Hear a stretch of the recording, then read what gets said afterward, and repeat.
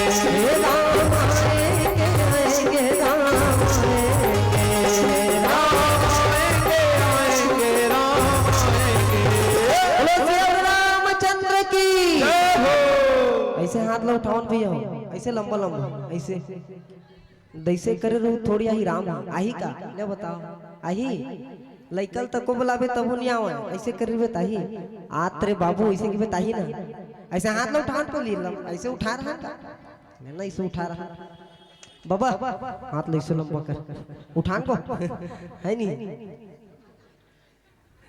लंबा लंबा उठाओ या ऐसे नहीं कोको मत करन भाई से उठाओ ना सोच है नहीं बोलो सिया रामचंद्र की जय हो इकर मन के जयो का आवाज नहीं आवा महाराज नहीं जोर से बुलावन गा। बोलो सियावर रामचंद्र की जय हो। रुपेत महाराज जी कर्मन के टेस्ट ले देगा। बोलो सियावर रामचंद्र की। ऐसे अब उतना लंबा हाथ उठाओ ऐसे, ये पंडाल भले चिरा जाए, अतेक लंबा उठावन गा है। और साथ में गाना है ना, हो राम आएंगे आएंगे राम आएंगे, राम आएंगे आएंगे राम आएंगे, राम आएंगे आएंगे राम आएंगे। और जोर से हो सकते ना, और जोर से गा सकते हैं।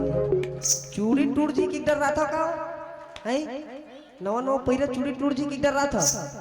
कैसे चूड़ी मजा न देगी कंगन मजा न देगा, चूड़ी मजा न देगी कंगन मजा न देगा। जब तक राम भजन में, तब तक राम भजन में ताली नहीं बजे।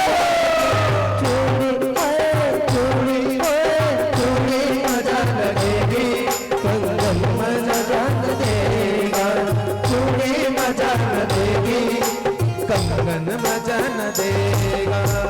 अब एक बार उठाओ इसे हाथ वाला लंबा। बोलो सियावर रामचंद्र की जय हो। अब साथ में गाना समझ लो भैया, मला तू मन लगो ईच मन भर नहीं कहा तो भाई तू मन लगा दो है नहीं।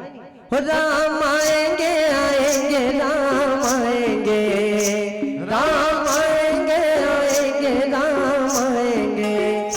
मेरे झोपड़ी के बाल आज भूल जाएंगे राम आएंगे, मेरे झोपड़ी के बाल आज भूल जाएंगे राम आएंगे।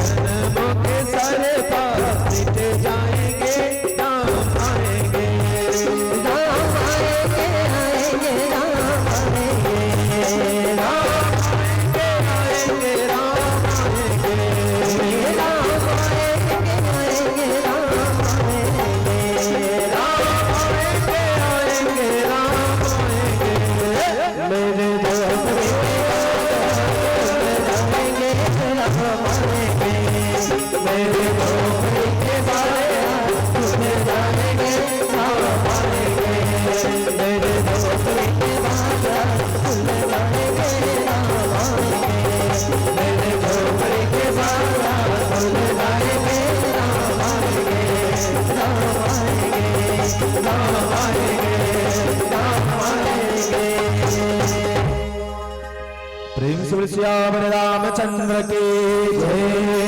जय जय श्री राधे श्याम। कहे कि सियावर रामचंद्र आज आएंगे। कहे कि आज श्री सुखदेव जी महाराज भगवान राम के कथा को बता रहे हैं माता। अब यहां से श्री रामचंद्र जी की कथा का दिव्य स्वरूप प्रारंभ हुआ। तो भगवान श्री सुखदेव जी महाराज इस कथा को काट दिए भैया, काटे। पूर्ण राम की कथा को तो सुना नहीं सकते। अगर सुनाने बैठ जाते तो नवधा भक्ति गाना पड़ता, नवधा रामायण करना पड़ता कि नहीं, 9 दिन के रामायण करना पड़ जाता। तो कहे कि भैया राजा परीक्षित के पास 7 दिन है, 7 दिन राजा परीक्षित के पास है। अगर रामायण करने बैठ जाए तो भागवत पूरा नहीं होगा।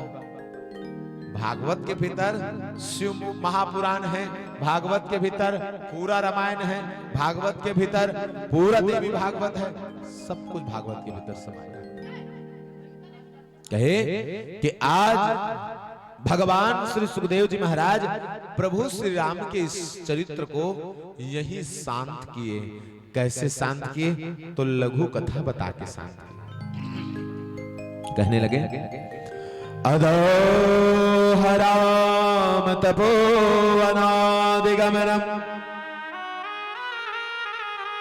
हत्वा मृगं कांचनं वैदिहरणं जटायुमरणं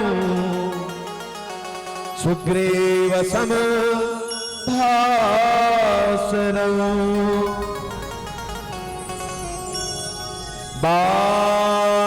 बालिनिग्रहणं समुद्रतरणं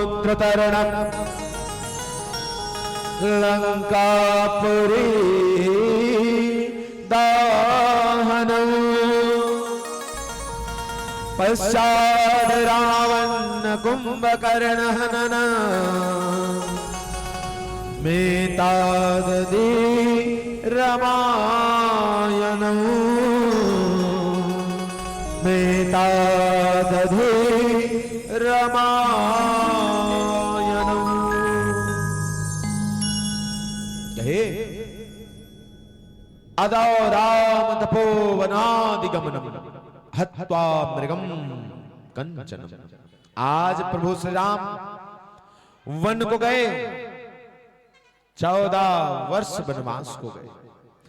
कहे कि वैद हरणम जटायु मरणम, सीता का हरण हुआ, जटायु को मारा गया। आज कहने लगे कि सुग्रीव संभाषणम, सुग्री से मुलाकात हुआ। बाली निग्रहणम समुद्र तरणम, बाली से प्रभु श्री राम का सुंदर आज मिलन हुए और बाली का संहार हुआ। और कहे कि समुद्र के उस पार हनुमान गए। लंकापुरी दाहनम, लंकापुरी का दहन हुआ है। पश्चात रावण कुंभकर्ण हननम, इनके बाद रावण और कुंभकर्ण के हनन हुए। मेतादधि रामायणम, इस प्रकार से संपूर्ण मैं रामायण को गाता हूं। आज सुखदेव जी महाराज रामायण को गा दिए, संपूर्ण रामायण को गा दिया गया। व्यास जी महाराज कहे कि इस प्रकार से प्रभु श्री राम के संपूर्ण चरित्र को कह दिए। अब भगवान श्री कृष्ण के चरित्र का गुणगान किया जाएगा, प्रभु श्री कृष्ण का सुंदर रूप का बखान किया जाएगा। कहने लगे कि आओ मैं श्री कृष्ण के जन्म की कथा की ओर ले चला जाऊं और राजन मैं तुम्हें श्री कृष्ण के जन्म की कथा को सुनाऊं और सुंदर श्री कृष्ण के जन्म की कथा को सुनाने लगे। व्यास जी महाराज कहे कि हे राजन, ब्रह्म के पुत्र हुए जिन्हें अत्रि के नाम से जाना गया। अत्रि के नेत्र से पुत्र का जन्म हुआ जिसे चंद्र के नाम से जाना गया। चंद्रदेव इतना महान देव है कि इस देव के कारण इस वंश को चंद्रवंशी के नाम से जाना गया। प्रेम से बोले चंद्रदेव महाराज की जय जय श्री राधे। कहने लगे कि आज चंद्र का पुत्र हुआ जिन्हें बुध के नाम से जाना गया। बुध का पुत्र हुआ जिन्हें पुररवा के नाम से जाना गया। और महाराज पुररवा के 6 पुत्र हुए, छठवा को होत्र कहा है। इनके बाद कई वंश बीत गए, कई वंश बीत गए।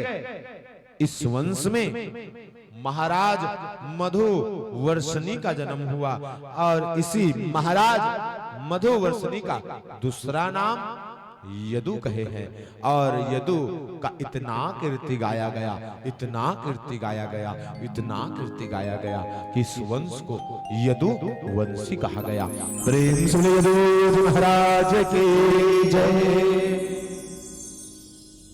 इसी वंश में माधव वर्षिण्य हुए और माधव वर्षिण्य को यादव के नाम से जाना गया और महाराज यादव के सुंदर पुत्र हुए जिन्हें वासुदेव के नाम से जाना गया।